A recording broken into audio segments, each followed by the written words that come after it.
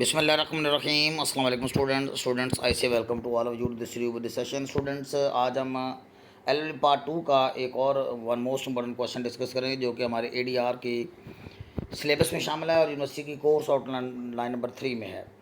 Students, इससे कबल video में मैं आपके साथ नेगोशिएशंस के ऊपर बात कर चुका हूँ। नेगोशिएशंस क्या होती हैं, उसके फीचर्स क्या हैं और उसके बेनिफिट्स क्या हैं। आज हम बात करेंगे कॉन्सिलेशन पर बात करेंगे। कॉन्सिलेशन का मन होता है सुलह कराना। आप जानते हैं कॉन्सिलेटरी लफ्ज़ जो है सुलह जो को कहते हैं। कॉन्सिलेशन सुलह कराना, मेल मिलाप कराना, आपस में दो कन्फ्लिक्टिंग पार्टीज़ को बिठाना और उनके दरमियान एक रोल प्ले करते हुए उनके मसले मसाइल को, उनके कन्फ्लिक्ट्स को, उनके डिस्प्यूट्स को हल करना, ये कॉन्सिलिएशन का अमल कहलाता है। कॉन्सिलेशन एक वे है डिस्प्यूट्स को सॉल्व करने का। जारी बात है ये भी कोर्ट में यानी अदालत में जाए बगैर, जिसे हम लिटिगेशन कहते हैं, या हम जहाँ एडवर्सरियल सिस्टम यानी कोर्ट के तहत जो हम जिस तरह वहाँ पे जाके मसले मसाइल हल करते हैं, तो ये भी उसके हट के तो ये एक टूल हुआ। जैसे नेगोशिएशन एक टूल है वैसे ये एक टूल है। इसके फीचर्स और नेगोशिएशन के फीचर तकरीबन 90% सेम ही हैं। ये हम बात करेंगे थोड़ी सी। अगर हम इसकी वीडियो की फीचर्स की बात करते हैं तो सबसे पहले मैंने यहाँ पे इसका इंट्रो आपके लिए लिखा है, बहुत आसान ज़बान में मुख्तसर लिखा है। फिर ये बताया कि कॉन्सिलेटर होता कौन है और फिर वो किस नौइयत के मुकदमे ऐसे होते हैं, वो कौन कौन से फेमस मुकदमे ऐसे होते हैं, या कह लीजिए कि वो टिपिकल वो कौन से कैसे होते हैं ज़्यादातर जिनके अंदर कॉन्सिलिएशन या कॉन्सिलेटर जो है वो रखा जाता है थर्ड पार्टी के तौर पर। कह ले कि थर्ड पार्टी तो नहीं कहना चाहिए, बल्कि ये कहना चाहिए कि एक सुलहजू यानी एक सुलह करवाने वाले शख्स के तौर पर, या बात को दोनों पार्टीज़ के मौक़िफ़ को सुनने वाले के तौर पर। और फिर इसके गोल्स और ऑब्जेक्टिव्स क्या होते हैं, सारी बात है। और फिर इसके फ़ीचर्स की बात करेंगे। इसके फ़ीचर्स तकरीबन मिलते जुलते ही हैं जो कि नेगोशिएशंस के अंदर हमने स्टूडेंट्स पढ़े थे। ये तकरीबन कोई 9 के करीब या 10 के करीब ये हैं। इसके बाद हम इसको कंक्लूड करेंगे। इसका भी बेनिफिट है, वैसे तो बहुत ज़्यादा इसके बेनिफिट्स हैं। ये नेगोशिएशन की तरह ही है। सिंपल सवाल है स्टूडेंट्स, बहुत आसान ज़बान में लिखा गया ये सवाल है। तो अगर आप चाहें तो इसका जो PDF जो है वो भी आपको फराहम किया जा सकता है। Student, conciliation is a way of solving disputes in ADR system and its features. ये हमारा सवाल है, जवाब पढ़ते हैं। Conciliation is a method of alternative dispute resolution. Student, ये लफ्ज़ जो मेथड है, या आप टूल कह लीजिए या वे कह लीजिए, मेथड, वे, टूल, सोर्स कह लीजिए, तो ये एक मेथड, एक तरीक़ाकार है, एक प्रोसीजर है ADR के अंदर जो शामिल होता है। वेर न्यूट्रल थर्ड पार्टी, जहाँ पे गैर जानबदार, न्यूट्रल का माना होता है स्टूडेंट गैर जानबदार, जो किसी की राय ना रखे, जो किसी की राय ना रखे, जो किसी के हक़ में या किसी के हक़ के अगेंस्ट जो है वो ना हो, यानी न्यूट्रल गैर जानबदार होकर neutral third party called conciliator, जो कि कॉन्सिलिएटर कहलाता है। अक्सर बच्चे ना स्टूडेंट्स कॉन्सिलिएटर के स्पेलिंग गलत कर देते हैं, यहाँ पे ई लगा देते हैं, आपने ओ लगाना है। कॉन्सिलिएशन से निकला है कॉन्सिलिएटर। ये कॉन्सिलिएटर 3 लफ्ज़ कर लें, कॉन और आगे सिली फिर एटर, conciliator plays an effective role, एक अहम किरदार अदा करता है। The conciliator helps disputing parties, वो मुतसादम पार्टियाँ, वो जो आपस में लड़ रही होती हैं, जिनके दरमियान झगड़ा होता है, जिनके दरमियान तसादम होता है, जिनके दरमियान मुँहमारी हो रही होती है, जो लहदे कर रहे होते हैं, इन रीचिंग वॉलंटियरली सेटलमेंट, वो भी किसी वॉलंटियरली सेटलमेंट पे पहुंचने की कोशिश करते हैं जो कि दोनों को कबूल हो। रज़ाकाराना, ये लफ्ज़ मैंने नेगोशिएशंस के अंदर भी डिटेल के साथ डिस्कस किया था स्टूडेंट्स। तो तकरीबन 90% ऑफ द क्वेश्चन रिकॉन्सिलिएटर का स्टूडेंट याद कीजिएगा लाजमी, क्योंकि ये मिलता जुलता ही है नेगोशिएशंस वाले क्वेश्चन के साथ। अब कॉन्सिलिएटर होता कौन है? कॉन्सिलिएटर, मैंने पहले भी बताया कि इसके 3 टोटे कर ले, 3 हिस्से कर ले, कॉन, सिली और एटर। कॉन्सिलिएटर इज अ न्यूट्रल, ये गैर जानबदार थर्ड पार्टी होती है। कॉन्सिलिएटर एक्टिवली सजेस्ट सॉल्यूशंस, और ये जो थर्ड पार्टी होती है ना, वैसे तो ये रज़ाकाराना तौर पे काम कर रही होती है, ये दोनों पार्टीज़ को ना सॉल्यूशंस देती है और एक्टिव होकर काम करती है कि ऐसे कर लें, ऐसे ना करें, इस चीज़ को अवॉइड कर लें, इस तरह बात कर लें, इस तरह लेन देन कर लें, इस तरह अपने फाइनल आप गपशप लगा लें। ये एक्टिव होकर दोनों पार्टीज़ को मशवरे देती है। ये जो कॉन्सिलिएटर होता है to resolve conflict between the parties conflict को हल करने के लिए। अक्सर हमारे यहाँ ये इस तरह के थाने के अंदर ही कचहरियों में जाए बगैर जो है आपको पता है कि मसले मसाला हल हो जाता है, दोनों पार्टियों को बुलाया जाता है, सुना जाता है।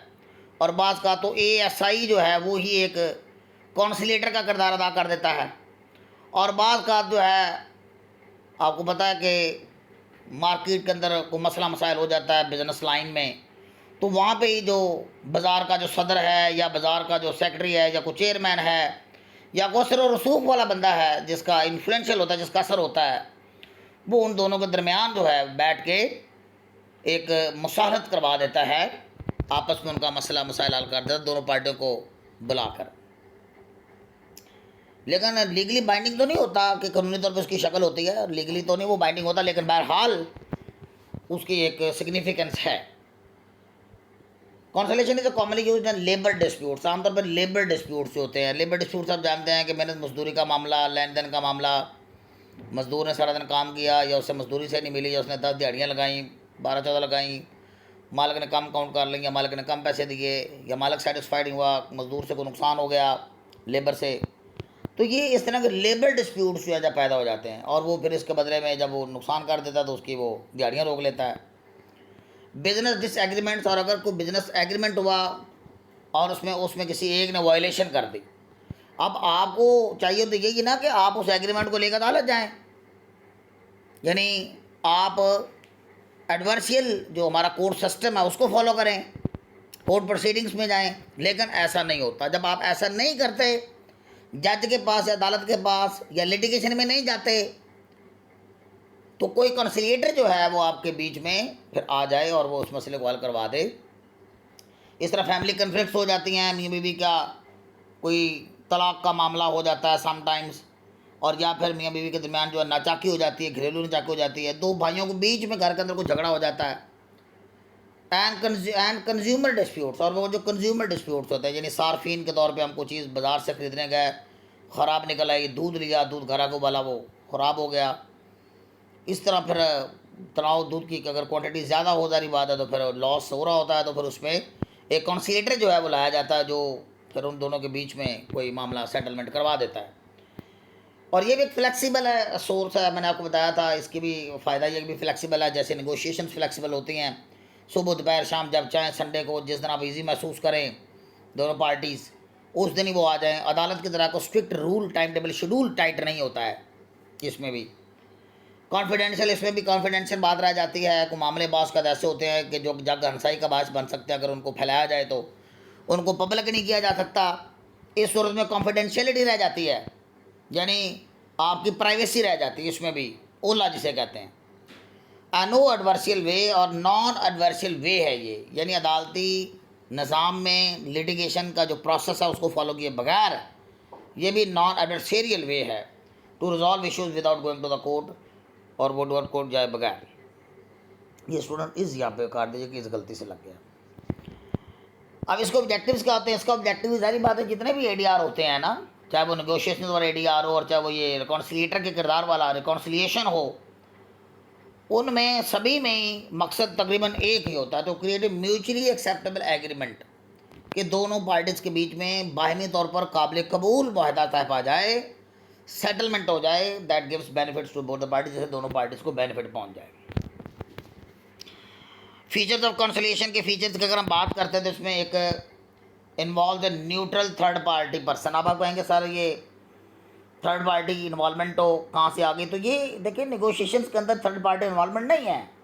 अगर आपके एग्जाम में सवाल आ जाता है कि नेगोशिएशन और रिकॉन्सिलिएशन का फ़र्क बयान करें, तो उनका चीफ फ़र्क, सबसे बड़ा फ़र्क यही है कि नेगोशिएशन के अंदर नो थर्ड पार्टी, सिर्फ दो मुतलका पार्टियाँ हैं बस, इसमें थर्ड पार्टी की इन्वॉल्वमेंट होती है, न्यूट्रल थर्ड पार्टी होती है स्टूडेंट, वो जिसको कॉन्सिलिएटर कहते हैं।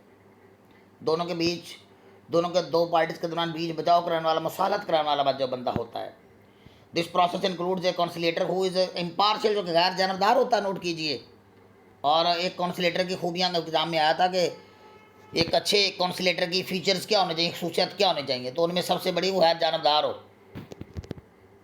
ईमानदार हो, he does not favour either party, वो किसी पार्टी की फेवर ना करता हो, वो किसी की फेवर करता भी नहीं है। The conciliator listens to both side, वो दोनों पार्टीज़ को, दोनों साइडों को सुनता है, दोनों पार्टीज़ को सुनता है। अंडरस्टैंड्स देयर कंसर्न्स, उनकी तशवीशात जो है उनको सुनता है, उनकी जो तशवीशनाक पहलू उनके जहन में रखता है। एंड प्रपोजल सोल्यूशन, और मशवरे देता है कि यार मेरी बात सुनो, ऐसे कर, चल यार ऐसे कर लो यार, चल थोड़ी थोड़ी लचक कर लो यार, और मिलती जुलती गल कर लो यार। यानी इस तरह की बात करके ना वो एक अच्छा सोल्यूशन, क्योंकि जो कन्फ्लिक्टिंग पार्टीज होती हैं वो सारी बातें जज्बात में आई होती हैं, तो वो तो बात नहीं आ रही होती, तो ये फिर उनको एक अच्छा मशवरा देता है, सोल्यूशन देता है, that can help them in reaching an agreement, जिससे वो एक वायदे पर पहुंच जाएं। ये भी एक वॉलंटियरली प्रोसेस है। इसके फीचर्स की बात करें तो conciliation happens only if the both parties agree to participate. ये भी जाहिर बात है कि जैसे नेगोशिएशन तभी हो सकते हैं जब दोनों पार्टियाँ एग्री हों, तो स्टूडेंट्स कंसोलिएशन भी तभी मुमकिन हो सकती है जब दोनों पार्टीज जो हैं वो क्या हो जाए, एग्री हो जाए पार्टिसिपेट करने के लिए, और एक काउंसिलेटर को कबूल कर लगे ये हमारा काउंसिलेटर है। No one is force to accept decision, लेकिन किसी को मजबूर नहीं किया जा सकता कि वो उसके डिसीजन को क्या करे, एक्सेप्ट करे। In this way conciliation is voluntarily process, लिहाजा एक वॉलंटरली प्रोसेस हो गया। इसके अंदर भी प्राइवेसी रह जाती है, कॉन्फिडेंशियलिटी रह जाती है। कॉन्फिडेंशियल लफ्ज़ लिख के आपने स्टूडेंट्स ITY लगाना, जैसे राजदारी कहते हैं, इसके अंदर भी राजदारी रहती है। जैसे नेगोशिएशंस के अंदर तो बहुत ज़्यादा राजदारी होती है ना, उसके अंदर तो आप सिर्फ दो ही लोग हैं, दो ही पार्टियाँ मुतलका लोग हैं, बस तीसरा बंदा ही को नहीं। Are discussions during conciliation are kept private, और इसके अंदर भी आपको पता है कि मामला सीगारास में रखे जाते हैं, प्राइवेट रखे जाते हैं, पब्लिक नहीं किए जाते, एंड कॉन्फिडेंशियल रखे जाते हैं। This helps in protecting sensitive business information, इससे सेंसिटिव बिजनेस इन्फॉर्मेशन को प्रोटेक्ट करने में मदद मिलती है। In personal matters there is no fear of being leaked out, और कोई बात इन्फॉर्मेशन लीक आउट होने का कोई खदशा इस्तेमाल नहीं होता है।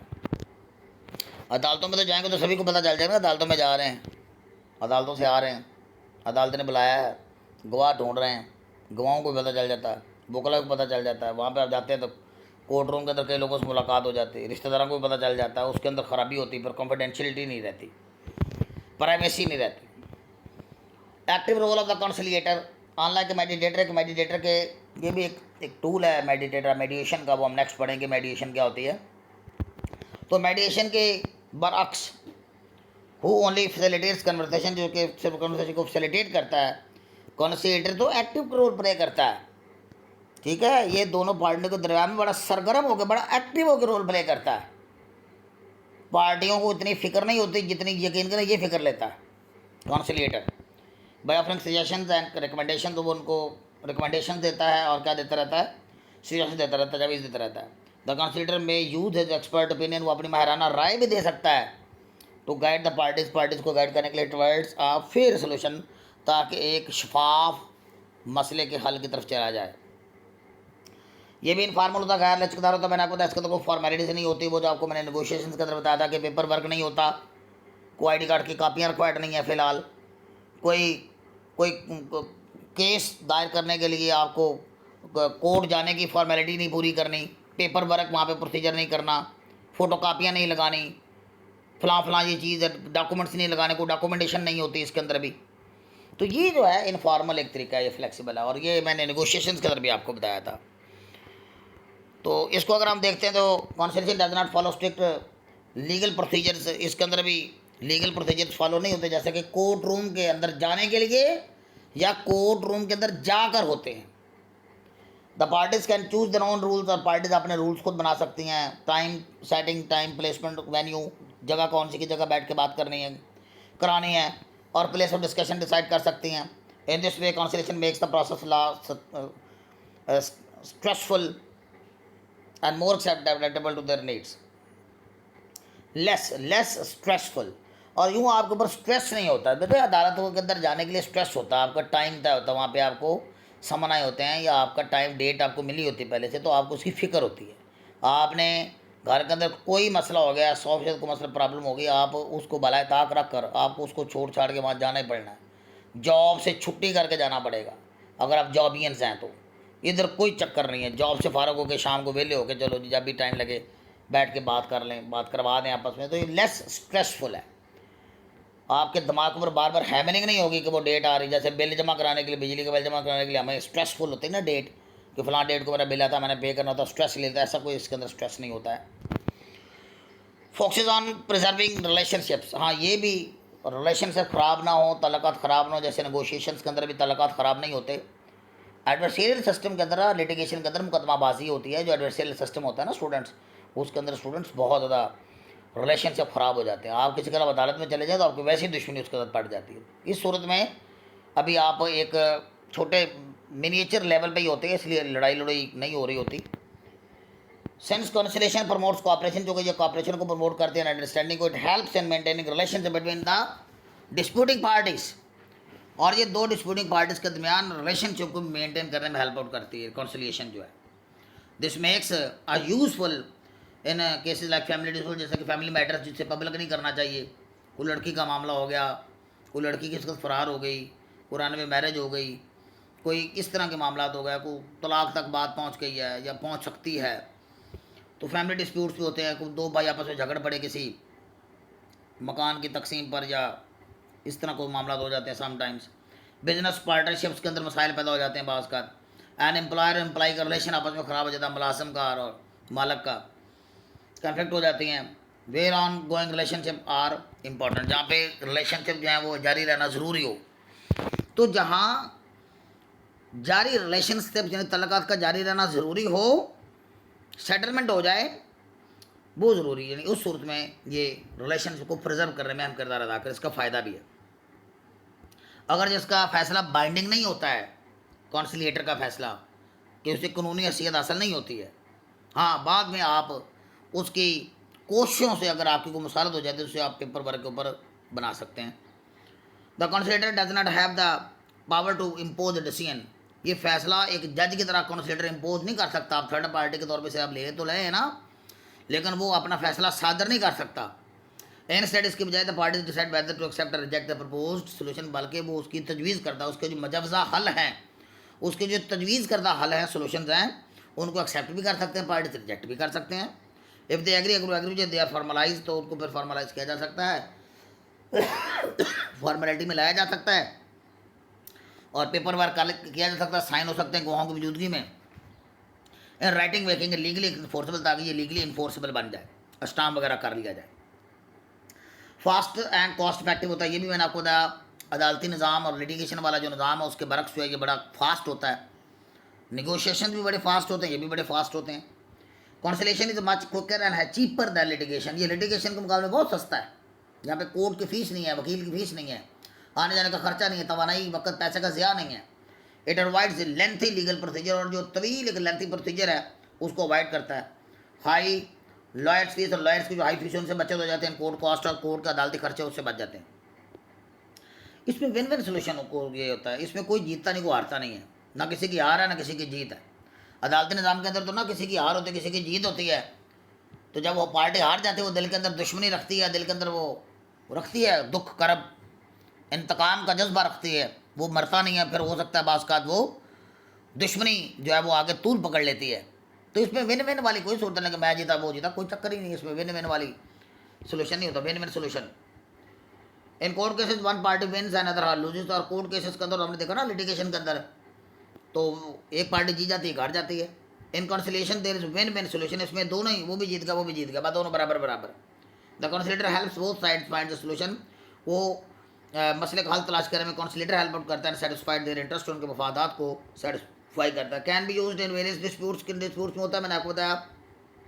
एम्प्लॉयमेंट के डिस्प्यूट्स होते हैं, जैसे वर्क प्लेस कन्फ्लिक्ट्स होते हैं, जहाँ जिस जगह आप काम करते हैं वहाँ पे आपकी मुँह मारी हो गई, ठीक है, तो वहाँ पे अगर आपका मामला किसी से झगड़ा हो गया, तनाव हो गया, लेन देन का मामला हो गया, ड्यूटीज़ की तकसीम का मामला हो गया, अनफेयर डिसमिसल, जो किसी मालक ने ऐसे ही प्रिंसिपल ने किसी टीचर को निकाल दिया बगैर किसी वजह के कॉलेज से, जबकि उसका कसूर भी नहीं था, और अब वो किधर जाए, पूरे साल की उसकी अपॉइंटमेंट हुई थी, उसकी तनख्वाहें रुकी हुई हैं, लड़ाई होगी, झगड़ा हो गया, जो भी इसके ऊपर बात हो सकती है।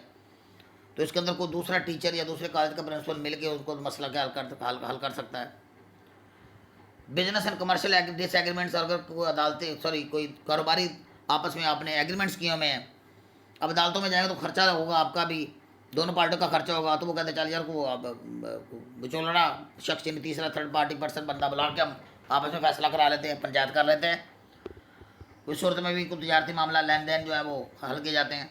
कंज्यूमर डिस्प्यूट्स में आपको प्रोडक्ट और सर्विस कंप्लेंट, बात का आपने चीज़ लेके आया, मैंने आपको दूध की मिसाल दी कि दूध ख़राब निकल आया, और या फिर आपने कोई इन बल्क कुछ चीज़ें खरीदी वो बाद में ख़राब निकल आई। तो इस तरह के कंज्यूमर डिस्प्यूट्स जो हैं वो भी कंप्लेंट, सर्विस कंप्लेंट्स हैं वो भी बहुत ज़्यादा इंपॉर्टेंट होती हैं। आप होटल से खाना खा रहे हैं, आपने पार्टी दी थी, खाना ख़राब निकल आया, ठीक हो गया। इसमें आप मैनेजर को बुलाएंगे, सारी बात है, तो मैं हो गई, मौक़िफ़ दोनों पार्टी का मुख्तलिफ हो गया। तो फिर तीसरे बंदे को बुला के इसके ऊपर जो है वो जो थोड़ा सा बार हो, वो बासर हो, उससे मिला के बात की जा सकती है। फैमिली कन्फ्लिक्ट्स होते हैं, इसमें आपको मैंने बता दिया कि फैमिली कन्फ्लिक्ट्स के अंदर ये यूज़ होता है ज़्यादा। इंटरनेशनल डिस्प्यूट्स के अंदर भी दो ममालिक के बीच में भी बाज़ का मसला होता है, और बाज़ का मुल्क जो है, तीसरा मुल्क जो है रज़ाकाराना तौर पर, जैसे सऊदी अरेबिया पाक भारत जंग के दौरान जो है वो एक्टिव होकर इस मसले को स्टॉप करने की कोशिश कर रहे थे। जैसे इंडिया पाकिस्तान की जंग हुई तो डोनाल्ड ट्रंप ने बीच में मुदाखलत की एज ए कॉन्सिलेटर, तो एज ए कॉन्सिलेटर काम किया ना उसने। कंक्लूजन देखेंगे on the basis of our discussion, हम ये कह सकते हैं कि ये एक इफेक्टिव और पीसफुल वे है मसले को हल करने का without going to the court. ये वेरी इंपॉर्टेंट है। इसकी मैंने आपको बताया स्टूडेंट्स वैसी ही तकरीबन बनता है जैसे निगोशिएशंस की बातें हैं। It offers A private flexible and cost effective method, और ये जो है कॉन्सिलिएशन जो है ये एक प्राइवेट और एक गैर जानबदार लचकदार, एक लचकदार किस्म का और खर्चे से कॉस्ट इफेक्टिव होता है जिसमें खर्चा कम हो, कॉस्ट इफेक्टिव मेथड है। वेर ए न्यूट्रल यानी गैर जानबदार एक्सपर्ट जो help parties in finding mutually acceptable solutions, जिसमें गैर जानबदार एक एक्सपर्ट कॉन्सिलेटर जो है वो दोनों पार्टीज़ के बीच में, डिस्प्यूटिंग पार्टी के बीच में रोल प्ले करता है, और एक्सेप्टेबल सोल्यूशन जो कि दोनों पार्टीज़ के लिए काबिल कबूल हो उनको एक ट्रैक पे लेके आता है। While does not impose binding decision, अगर चाहिए बाइंडिंग डिसीजन तो नहीं है, अदालत जज के फैसले की तरह बाइंडिंग नहीं होता कि लास्ट में उसका फैसला मानना ही है, फिर भी ये कॉपरेशन को प्रमोट करता है और हेल्प्स इन मेंटेनिंग रिलेशनशिप्स, और दोनों पार्टियों के रिलेशनशिप को मेंटेन रखने में बरकरार में अहम किरदार अदा करता है।